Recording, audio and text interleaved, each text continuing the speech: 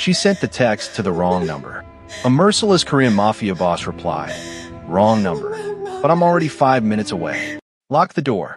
Zara Banks' thumb hovered over the smeared glass of her phone, her right hand a useless weight of white bandages. The rigid plastic of her neck brace dug into her jaw, forcing her to stare straight ahead at the cold, clinical tiles of the bathroom floor. Each breath was a struggle against the bruise blooming like a dark flower on her cheek. Outside the door, the sound of her husband's voice was like velvet over sandpaper. "Zara, honey, you're overreacting. Let me in so I can check those bandages." The same voice that, an hour ago, had pinned her to the hallway floor until her world turned into the sound of cracking bone. With a shaking left hand, she fumbled for her cousin's contact. Her vision was a blur of salt and terror. She typed the message, "He broke my hand. My neck. I can't move. Please dot," and hit send. The phone buzzed instantly. "Who is this?" "You have a wrong number." Zara's heart plummeted. She was a ghost reaching for a shadow. "Please," she typed back, her tears hitting the screen. "He's breaking the door. Help." Miles away, Lee Junho sat in the back of a black sedan, the warm light of the city catching the geometric tattoos on his neck. He studied the text with a terrifying stillness. He didn't ask who she was. He already knew. "Stay hidden," the screen flashed. 5 minutes. "I'm coming." Zara tucked herself into the corner of the tub, shrinking away from the splintering wood of the door. The last thing she saw before the screen dimmed was the stranger's final message. "Hold on." The porcelain was cold against Zara's skin, but it was the only thing keeping her upright. She sat wedged between the base of the toilet and the bathtub, her body curled into a tight, defensive ball. Every breath was a jagged ordeal, a sharp reminder of the rigid plastic neck brace that held her head at an agonizingly stiff angle. Her right hand, a thick club of white gauze and medical tape, rested uselessly in her lap. She looked down at it, the bandages already beginning to bloom with a faint, rusty pink where the pressure of her husband's grip had reopened the skin beneath. On the other side of the heavy oak door, the house was silent, a silence more terrifying than the screaming that had preceded it. Then came the heavy, rhythmic thud of a shoulder hitting the wood. "Zara, baby." Marcus's voice drifted through the cracks, smooth and terrifyingly calm. It was the voice he used when he was trying to convince himself he was the victim. "You're being dramatic again. You know how you get. Just open the door so I can see if you're actually hurt or if you're just putting on a show." Zara didn't breathe. She couldn't.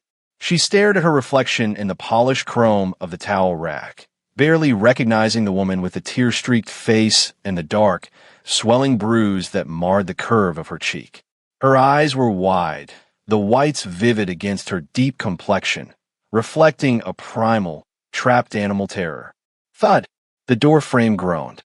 A hairline fracture appeared in the wood near the top hinge. "I'm losing my patience, Zara.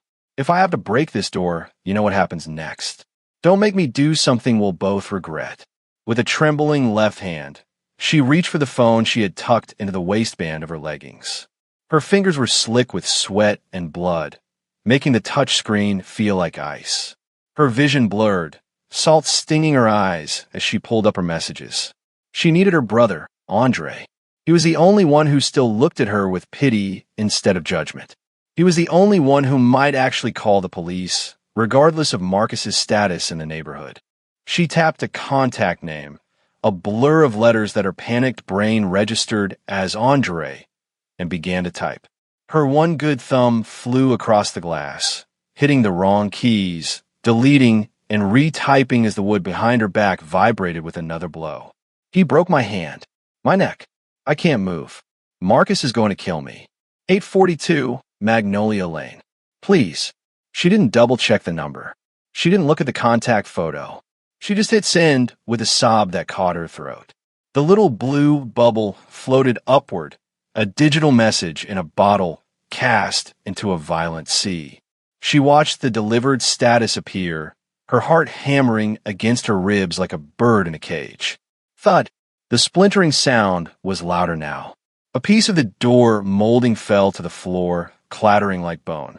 "One," Marcus shouted, his voice finally losing its veneer of civility. "Two." Zara squeezed her eyes shut, waiting for the impact, waiting for the ghost of her brother to reply, to say he was coming, to tell her to hold on. Her phone chimed, a sharp, clear sound in the small space. She looked down, expecting a frantic series of questions from Andre. Instead, the text bubble was gray. The words were short, precise, and devoid of the panic she had expected. Wrong number. The floor seemed to drop out from beneath her. The air in the bathroom turned thin.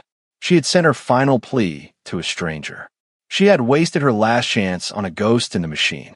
She began to type back, her movements frantic, the phone nearly slipping from her grasp as Marcus's fist hammered against the wood right behind her head. "Please," she wrote, the screen shimmering under a fresh layer of tears. "I am sorry. I don't know who this is. But please, he's breaking the door. He's going to kill me. 842 Magnolia. Help." She stared at the screen, her thumb hovering over the glass, waiting for the stranger to tell her they were calling the police or to tell her to stop joking. The phone buzzed again. This time, the reply was different. It wasn't a question. It wasn't a denial. It was a command. "I'm already 5 minutes away. Lock the door. Stay small." Zara stared at the screen, her breath hitching. The phrasing was wrong. Too cold, too certain. It wasn't the response of a good Samaritan. It was the response of a hunter. But as the door hinge finally gave way with a sickening metallic snap and Marcus's shadow loomed through the widening gap, Zara tucked her phone against her chest and pressed herself into the corner, praying that whatever monster she had just summoned was faster than the one standing in the doorway. Outside the tinted windows of the Maybach, the neon lights of the city blurred into streaks of electric blue and violent violet. Inside the cabin, the atmosphere was thick with the scent of expensive leather and a silence so profound it felt heavy. Lee Junho sat perfectly still, the rhythmic hum of the high-performance engine beneath him the only sign of movement. The warm interior lighting caught the sharp, geometric lines of the ink on his neck, tattoos that marked him not just as a man of violence, but as a man of absolute order. He did not look at the city. His gaze was fixed on the custom-encrypted smartphone resting in his palm. When a notification light pulsed, a rhythmic, urgent red, he didn't flinch. He simply swiped the screen with a steady thumb. The message was a jagged cry for help, full of typos and raw terror. "He broke my hand, my neck. I can't move." Junho's eyes narrowed, but his expression remained a mask of marble. Most men would have felt a surge of adrenaline or a flicker of confusion at receiving such a text from an unknown number. Junho felt only a cold, predatory satisfaction. He recognized the address instantly. 842 Magnolia Lane. He didn't need a GPS to know exactly which window belonged to the bathroom where Zara Banks was currently bleeding. He had memorized the blueprints of that house 3 years ago, the same night he had first decided that she was a masterpiece being ruined by a lesser man. He looked at the second message. "He's breaking the door. He's going to kill me." Junho leaned forward slightly, the silk of his tailored black suit jacket shifting over his broad shoulders. He reached up, his long fingers grazing the knot of his silver-gray silk tie, adjusting it with a clinical precision that bordered on the ritualistic. He wasn't preparing for a rescue. He was preparing for a reclamation. To the rest of the world, he was a merciless ghost, a myth spoken of in the backrooms of Seoul and the shipping yards of the coast. To Zara, he was about to become the only thing in the universe that mattered. "Sir," the driver asked softly, his eyes meeting Junho's in the rearview mirror. The driver had seen that look before, the stillness of a blade before it falls. "Magnolia Lane," Junho said, his voice a low, melodic rasp that carried the weight of a death sentence. "Ignore the lights. We arrive in 4 minutes. And the husband, sir?" Junho turned his gaze back to the phone, his thumb tracing the words, "He broke my hand." The geometric tattoos on his neck seemed to tighten as he jaw set. He thought of Zara's resilience, the way she had endured the unendurable for so long, and the way her spirit had finally reached out through the digital void to find the one man capable of burning the world down to keep her safe. The husband is an error in the system, Junho whispered, the words barely audible over the hum of the tires. And I am here to delete him. He tapped out his final response, stay small, and watch the message send. A ghost of a smile, cold and devoid of humor, touched his lips. For 3 years, he had been a shadow in her life, a silent guardian she never knew she had. He had watched her suffer, waiting for the exact moment when her desperation would outweigh her fear, waiting for her to realize that the law was a lie and only power was real. Finally, he breathed. He pocketed the phone and stared out at the passing skyline, his reflection in the glass overlapping with the flickering lights. He looked like a king going to war, serene and utterly terrifying. As the car swerved into the turning lane, the tires screaming against the asphalt, Lee Junho didn't feel the rush of the chase. He only felt the inevitable pull of a destiny he had authored himself. In 4 minutes, the bathroom door would fall, but Marcus Banks would find that the thing waiting on the other side wasn't a broken woman, but the wrath of a man who had been waiting a lifetime to say mine. The bathroom door didn't just open, it vanished.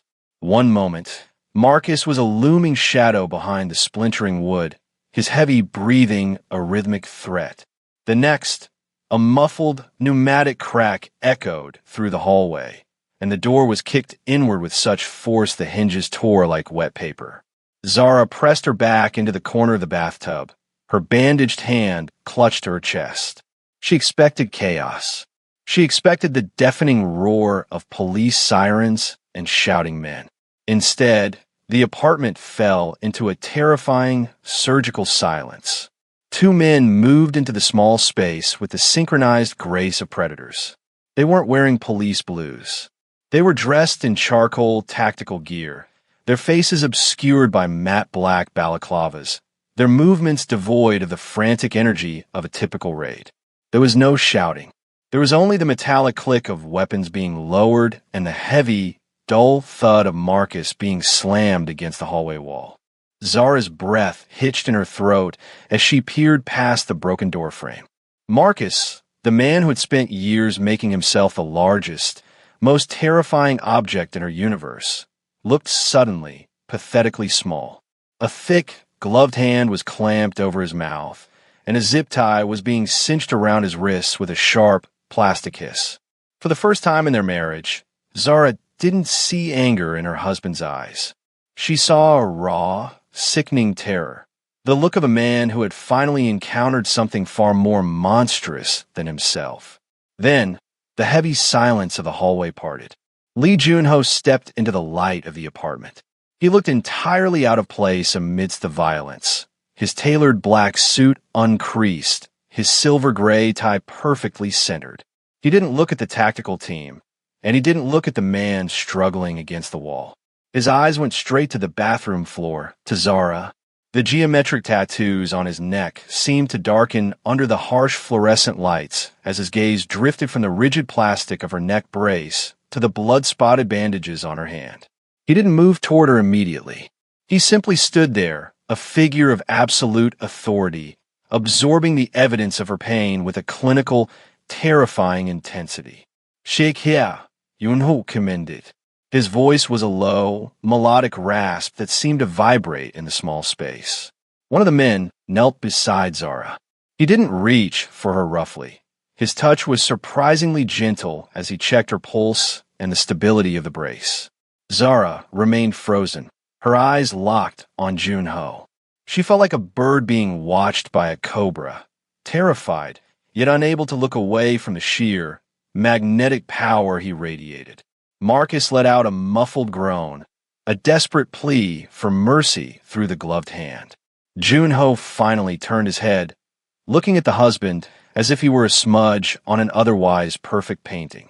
"You broke what didn't belong to you," Junho said softly. He stepped closer to Marcus, leaning in until their faces were inches apart. "In my world, that is a debt that can only be paid in kind. But you are lucky. Today, I am feeling merciful. The irony in his tone was colder than the bathroom tile. Junho gave a slight, almost imperceptible nod. Without a word, the two men hauled Marcus toward the front door. He didn't fight back. His legs gave out, his heels dragging across the hardwood floor with a hollow, scraping sound. He was a man being deleted from his own life, erased by a force he couldn't even name. Zara watched him go, a strange, hollow numbness spreading through her chest. The man who had been her personal sun and storm was gone in a matter of seconds, dragged into the night as if he had never existed at all. Junho turned back to her. He reached out a hand, not to grab her, but as an invitation. His palm was broad, his fingers long and steady. "The car is waiting, Zara," he said. He didn't ask if she wanted to go. He didn't ask if she was okay. He spoke with the quiet inevitability of a man who had already decided her future. "From this moment on, no one touches you unless I allow it. Do you understand?" Zara looked at his hand, then up at the sharp lines of his face.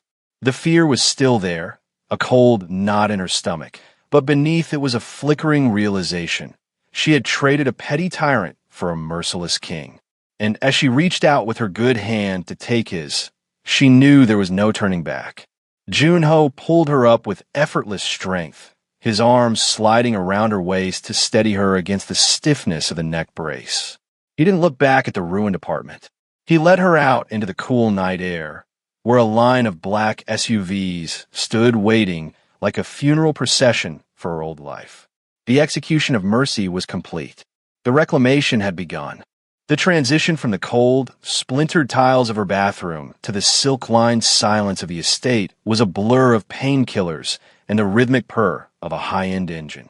When Zara finally opened her eyes, the first thing she noticed was the light. It wasn't the harsh, flickering fluorescent hum of her old life, but a soft, amber glow that seemed to emanate from the walls themselves. She was lying in a bed that felt like a cloud, the sheets cool and impossibly smooth against her skin.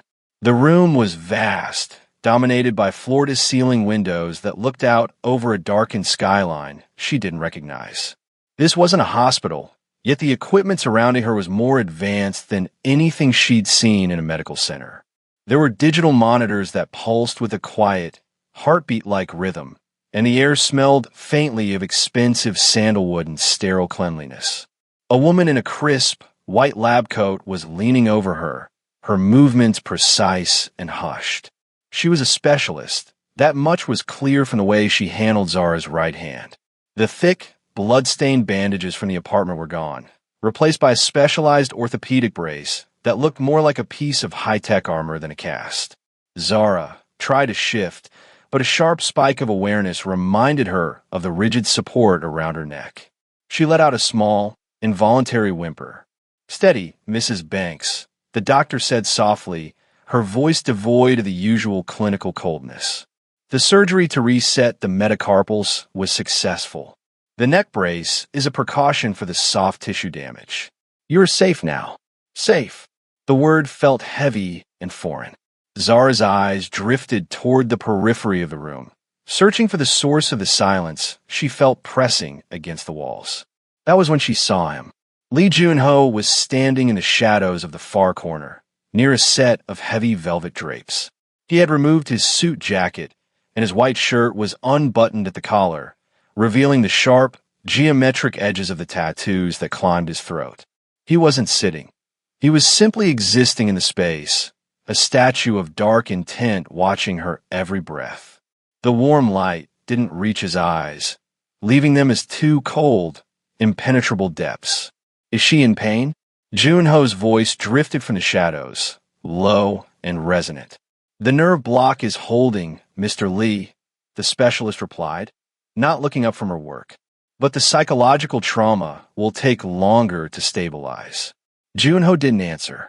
He stepped forward, the light finally catching the sharp bridge of his nose and the steady, predatory focus in his gaze. He dismissed the doctor with a slight, almost imperceptible jerk of his chin. The woman gathered her instruments in a practiced motion and slipped out of the room, the heavy door closing with a soft, pressurized click that signaled the room was now an airtight vault. He walked to the side of the bed, his presence looming over Zara like a darkening sky. He didn't touch her, but his proximity felt like a physical weight. Zara looked up at him, her pulse quickening not with the frantic terror she felt for Marcus, but with a strange, magnetic dread. "This room," Zara whispered, her voice rasping against the brace. "Why?" Junho looked around at the mahogany finishes and the state-of-the-art medical monitors. "Everything in this house is the best the world has to offer. My doctors, my security, my silence. You are being broken in a house made of plywood and lies. Here, you will be rebuilt in a fortress." He reached out then, his long, steady fingers hovering just an inch above the new brace on her hand. He didn't make contact, yet Zara could feel the heat radiating from him. "The man you lived with is gone," Junho said, his voice dropping to a register that was almost a caress. "He's a ghost now. This room, this care, it costs more than his entire life was worth. Consider it a down payment on your new reality." Zara looked at the digital display of the heart monitor. Her heart rate was climbing, the rhythmic beep accelerating. She was no longer a victim hiding in a bathroom, but she realized with a sinking clarity that she was now an acquisition. She was the center of a gilded infirmary, surrounded by wealth she couldn't fathom and a man whose mercy was as terrifying as his wrath. Junho finally met her eyes, and for a fleeting second, the coldness in his gaze flickered with something possessive and ancient. "Sleep, Zara. Tomorrow, you will realize that you haven't just been saved. You've been found." He turned back toward the shadows, leaving her in the amber glow of the monitors, a queen in a cage of golden glass. The morning sun didn't rise so much as it bled through the floor-to-ceiling windows, casting long, sharp shadows across the expanse of the suite. Zara remained propped against a mountain of pillows, her neck brace a constant, cold reminder of her fragility. The high-tech monitors hummed a low, hypnotic tune, the only sound in the room until the heavy door clicked open. Lee Junho entered with the same soundless precision he had displayed the night before. He held a tablet in one hand and a glass of water in the other. He looked rested, his dark hair swept back, his white shirt crisp and stark against the tan of his throat where the geometric ink began. He didn't speak as he approached the bed. He simply set the glass on a nightstand and tapped the tablet screen, turning it toward her. "Look," he said, his voice a gravelly caress. Zara squinted at the screen. It was a local news site, the headline scrolling in bold, black letters. "Tragic apartment fire at Magnolia Lane. 1 dead, 1 missing." Her heart gave a violent lurch, the monitor beside her chirping in response to her spiking pulse. "A fire? Marcus, is he—" "Marcus is not dead," Junho said, his expression as flat as a desert floor. "But the world believes he is a fugitive, and the world believes the body they found in the charred remains of your bathroom belongs to you." Zara felt the air leave her lungs. She looked at her bandaged hand, then back at the screen. "I don't understand. I'm right here. My brother. Andre will know. He'll look for me." "Your brother has already been notified of your passing," Junho countered, his tone devoid of empathy. "Dental records were provided. The case is closed. To the state, to the law, and to every person who ever knew your name, Zara Banks died last night. You're a ghost now." A cold, hollow numbness spread from her chest to her extremities. The realization was more suffocating than the neck brace. Every thread that connected her to her former life, her job, her family, her very identity, had been severed with a clinical, surgical finality. She looked up at Junho, her eyes swimming with a mixture of grief and mounting dread. "Why would you do this?" she whispered, her voice cracking. "You saved me from him. Why kill me off to the rest of the world?" Junho stepped closer, leaning over the bed until he was within her personal space. The scent of sandalwood and something metallic, like a whetted blade, enveloped her. He reached out, his thumb tracing the edge of her jaw just above the plastic of the brace. His touch was terrifyingly light. "Protection has a price, Zara," he said, his gaze locking onto hers with a possessive intensity. As long as you existed as Zara Banks, you were a target. Your husband had friends in the precinct. The law was his shield, not yours. By making you a ghost, I have made you untouchable. No one can hunt a woman who doesn't exist. He straightened up, his silhouette blotting out the morning sun. But there is a catch. A ghost has no rights. A ghost cannot own property, cannot walk into a bank, cannot call for help. You have no one left to turn to. No brother. No law. No past. He paused, letting the weight of his words settle over her like a heavy shroud. I am your only anchor now, he continued, his voice dropping to a low, melodic vibration. I'm the one who feeds you, the one who heals you, and the one who decides when you breathe. You are safe, Zara, safer than you have ever been in your life. But you are mine, completely and irrevocably. Zara looked at the tablet, where the digital flames of the apartment fire flickered in a loop. She saw the ruins of the life she had tried so hard to maintain, the life that had almost killed her. Then she looked back at the man standing over her, the man who had watched her from the shadows for years, waiting for the moment he could erase her and rewrite her as his own. The monitor's rhythm slowed as a strange, dark acceptance began to take root in her mind. The terror of Marcus was gone, replaced by the heavy, golden weight of Junho's obsession. She was dead to the world, but for the first time, she saw herself reflected in the eyes of a man who saw her not as a victim, but as an acquisition of infinite value. You've been waiting for this, she stated, her voice stronger than before. Junho didn't deny it. A ghost of a smile touched his lips, cold and certain. I don't believe in accidents, Zara. I believe in opportunities. You sent the text. I simply closed the door behind you. He turned to leave, but stopped at the threshold, looking back over his shoulder. The geometric tattoos on his neck seemed to pulse in the light. Rest now. Tomorrow, we begin the work of making you forget you ever had a life before me. The door shut with that same pressurized click, leaving Zara alone in her gilded room. She was safe, she was healed, and she was utterly lost. A queen in a kingdom of one, ruled by a man who had murdered her past to ensure he was the only one in her future.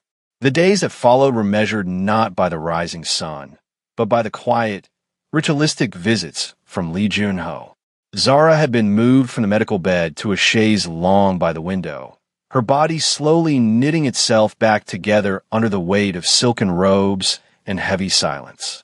The neck brace had been exchanged for a softer support, allowing her to turn her head just enough to watch him when he entered.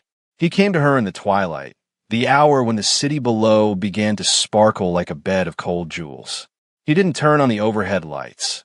He preferred the amber glow of the perimeter lamps that cast long, sharp shadows across the floor. He sat on the edge of the chaise, closer than he had ever been, and began the slow process of unwinding the compression wrap from her hand to inspect the surgical site. As he worked, his sleeves were rolled back to the elbows, exposing the full intricacy of the ink that defined him. The geometric tattoos weren't mere decoration. They were a complex map of sharp angles, interlocking diamonds, and heavy black bands that climbed from his wrists, up his forearms, and disappeared beneath his collar to emerge at his jawline. Zara watched his hands, steady, large, and surprisingly gentle. "What are they?" she whispered, her voice finally losing the ragged edge of the hospital room. She reached out with her left hand, her fingertips hovering just above a jagged, triangular pattern on his inner wrist. "They aren't just art. They look like records." Junho didn't pull away. He paused, his thumb resting against her palm, and looked down at his own skin as if reading a ledger. "They are milestones," he said, his voice a low vibration in the quiet room. He pointed to a dense cluster of interlocking hexagons near his elbow. This was the port of Busan. 3 years of blood to stabilize the shipping lanes. The diamonds on my shoulder? The high-rise districts in Seoul. He traced a long, vertical line that ran the length of his forearm, ending in a sharp arrowhead point at his pulse. Every territory I've claimed, every empire I've dismantled and rebuilt, is etched here. In my world, we do not keep trophies in cabinets. We wear our history so that anyone who looks at us knows exactly what we are capable of taking. Zara felt a chill that had nothing to do with the air conditioning. She looked at the tattoos again, seeing them now for what they were, a tally of conquests. "You're a map of wars," she breathed. "I'm a map of wins," he corrected softly. He finished redressing her hand and finally looked up, his dark eyes capturing the amber light. He reached out, his fingers tracing the line of her jaw, moving upward until his thumb brushed the fading bruise on her cheek, the last visible mark of Marcus's ownership. "I have spent 15 years turning my body into a record of my power," Junho said, his gaze intensifying until Zara felt she couldn't breathe. "I have seized docks, banks, and cities. I have won wars that left hundreds dead in the streets." He leaned in closer, the scent of his expensive cologne and cold steel enveloping her. His thumb moved her lower lip, pressing slightly. But none of those markings matter anymore. The ports, the towers, the territories, they were just preparation. They were the wealth I needed to build a world where I could finally keep you. Zara's heart hammered against her ribs, the rhythm erratic and heavy. "I'm not a territory, Junho." "No," he whispered, his face inches from hers. "You are the prize. You are the most valuable gain of my life. I let you endure that man because I needed you to see the difference between a dog who bites and a lion who rules. I didn't just save you from a bathroom floor, Zara. I spent 5 years orchestrating the moment where you would belong only to me." He stood up then, his silhouette blotting out the city lights. He looked down at her, and for the first time, Zara didn't see a savior or a stranger. She saw a man who had curated his entire empire for the sole purpose of placing her at the center of it. "The tattoos stop at my neck," he said, his hand lingering on the door handle as he prepared to leave. "But if I were to mark my skin for you, I would have to cover my heart. Sleep well, Zara. You're the only thing I have ever taken that I intend to keep forever." The door clicked shut, leaving Zara in the dark. She looked down at her hand, safe in its expensive brace, and then out at the city. She was no longer a victim, but she was something else now, a masterpiece in a private gallery, the crown jewel of a man who never lost what he claimed. The heavy, motorized door to the west wing of the penthouse slid open with a whisper of brushed steel. Zara stepped through, her movements still measured and careful, the soft silk of her robe trailing behind her like a ghost. Junho was away on business, a word that carried the heavy scent of gunpowder and ink, and for the first time, the keypad to this specific suite had been left active for a thumbprint. The room she entered was not a bedroom or an office. It was a vault. The lighting was dim, motion-activated LEDs glowing to life as she moved deeper into the space. Zara stopped in the center of the room, her breath catching in a throat that still felt the phantom pressure of her old life. It was a gallery, but the art on the walls wasn't by masters. It was her. Against the far wall stood a series of glass-fronted cabinets, climate-controlled and pristine. Zara walked toward them, her hand trembling as she reached out to touch the glass.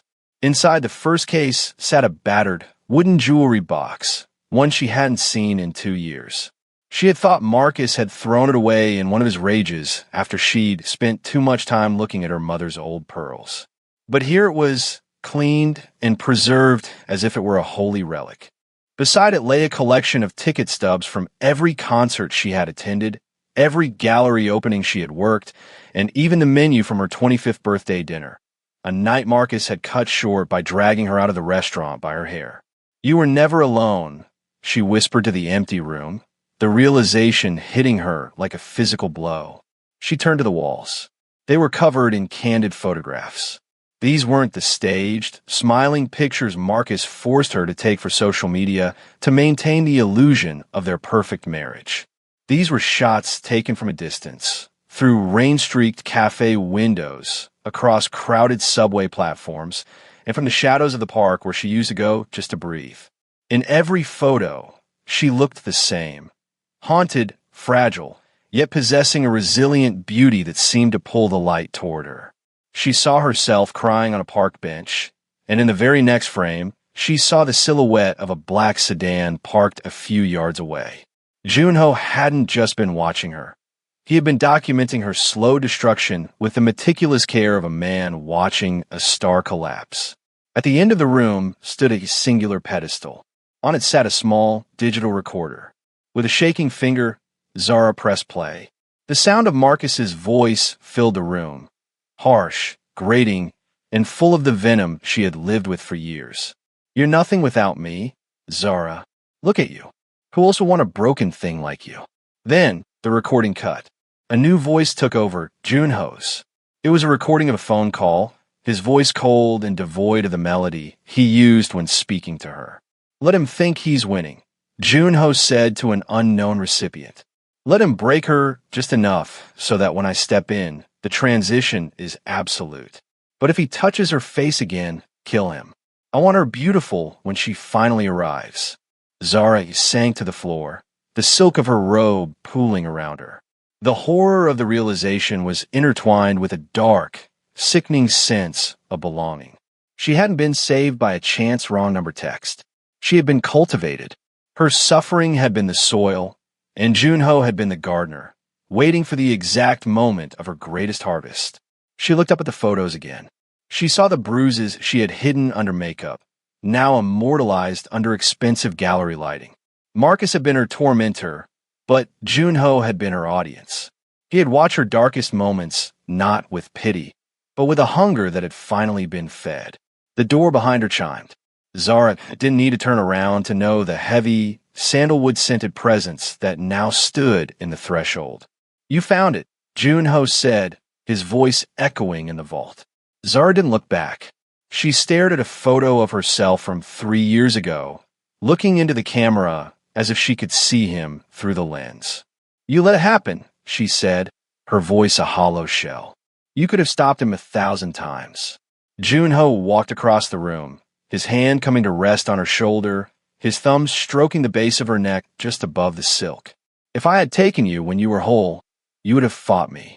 You would have looked for the law, for your brother, for a way out." He leaned down, his lips brushing her ear. "I needed you to learn that the world is a cruel place, Zara. I needed you to understand that Marcus was just a small monster. I am the one who owns the dark. And in the dark, you are finally perfectly safe." Zara closed her eyes, a single tear tracing the path of an old bruise. She was in a room filled with her own life, but it was a life she no longer owned. She was the archive. She was the obsession. And as Junho pulled her up to face him, she realized that the man who had watched her fall was the only one she would ever allow to see her stand. The basement of the estate did not look like a dungeon. It looked like a high-end surgical theater. It was a cavernous space of poured concrete and brilliant, overhead LED panels that hummed with a low, electric vibration. The air was colder here, carrying the sharp, metallic tang of industrial cleaner and the heavy scent of damp earth. In the center of the room, illuminated by a singular, focused spotlight, Marcus Banks sat strapped to a heavy steel chair. He looked unrecognizable from the man who had loomed over Zara in their bathroom. His designer shirt was torn and stained with sweat, his face a map of swollen bruises and desperate, leaking tears. He was gagged, his eyes wide and rolling in his head, darting frantically around the shadows until they landed on the two figures emerging from the elevator. Zara walked at Junho's side, the silk of her robe replaced by a tailored black dress that clung to her healing frame. Her right hand was still braced, but she carried it with a new, stiff dignity. Junho didn't touch her. He walked a half step behind, his presence a silent, suffocating weight that pushed her toward the light. When they reached the edge of the spotlight, Junho reached out and pulled the gag from Marcus's mouth. "Zara." Marcus's voice was a jagged rasp, a pathetic scramble for the old power he used to wield. "Zara, baby, thank God. Tell them it was a mistake. Tell this crazy bastard to let me go. I'll make it up to you, I swear. We'll leave. We'll start over." "Be quiet, Marcus," Zara said. Her voice was flat, echoing off the concrete walls like a stone dropped into a well. It was the first time she had ever spoken over him, and the sound of it made Marcus flinch as if she had struck him. Junho stepped into the light, the geometric tattoos on his neck appearing like a second skin under the white glare. He reached into the inner pocket of his suit jacket and pulled out a small, weighted object wrapped in velvet. He didn't look at Marcus. He looked only at Zara. "He is the last thread," Junho said, his voice a low, melodic vibration. "As long as he draws breath, you are Zara Banks, the victim of Magnolia Lane. As long as he exists, there is a version of you that is small and broken and afraid." He unwrapped the velvet, revealing a heavy, blackened steel pistol. It was sleek, silent, and final. He held it out to her, the grip toward her good hand. "I have already erased you from the world's records," Junho continued, leaning down so his lips were mere inches from her ear. "Now, you must erase the memory from your own heart. This is the choice, Zara. You can walk out of this room and try to find a life as a ghost, forever looking over your shoulder. Or you can end the past here, in the dark, and step into the light as my equal." Marcus began to sob, a wet, guttural sound that filled the room. "Zara, please, you're not a killer. You're a good woman. Don't let him turn you into this." Zara looked at the gun, then at Marcus.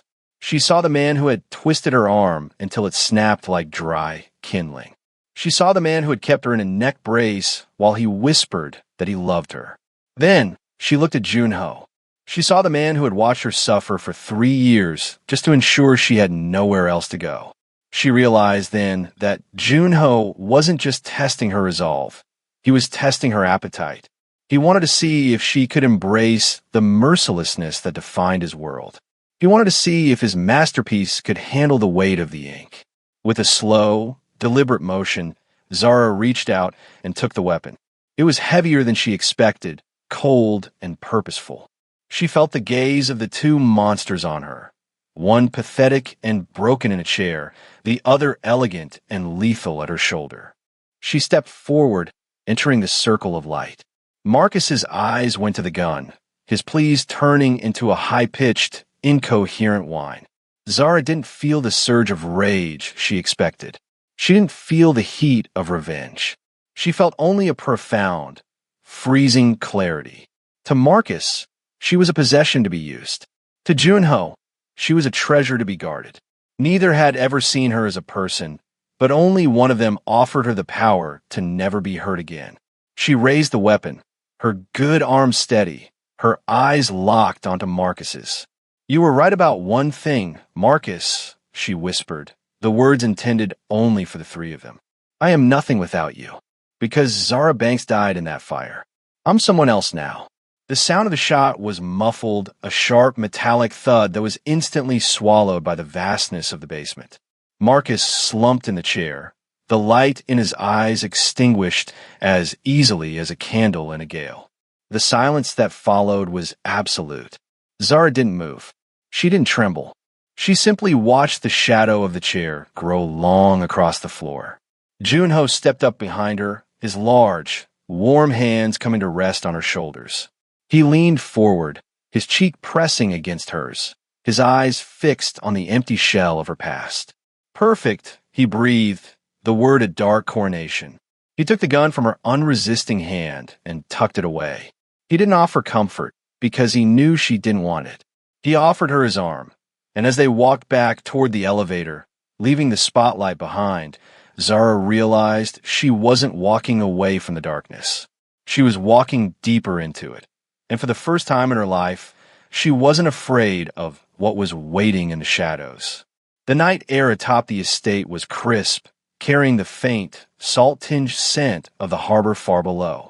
Zara stood at the edge of the glass-walled balcony, the wind whipping the hem of her crimson silk gown around her ankles. She looked out over the sprawling canopy of the city, a sea of flickering lights and shadowed canyons that once felt like a labyrinthine trap. Now, from this height, it looked like a map. She lifted her right hand, flexing her fingers. The movement was fluid, the skin smooth and free of the heavy bandages that had once defined her. The deep, aching fractures were gone. mended by surgeons whose silence had been bought with more money than she had ever seen in her life. She reached up to touch her neck. The rigid plastic brace was a memory. In its place sat a heavy collar of black diamonds, cool and heavy against her skin, a mark of status that felt more like a promise than a weight. Zara didn't flinch when she heard the heavy, deliberate tread of footsteps on the stone behind her. She didn't turn around until she felt the heat of him radiating against her back, a familiar, predatory warmth that had become her only North Star. Lee Jun-ho stepped into the moonlight beside her.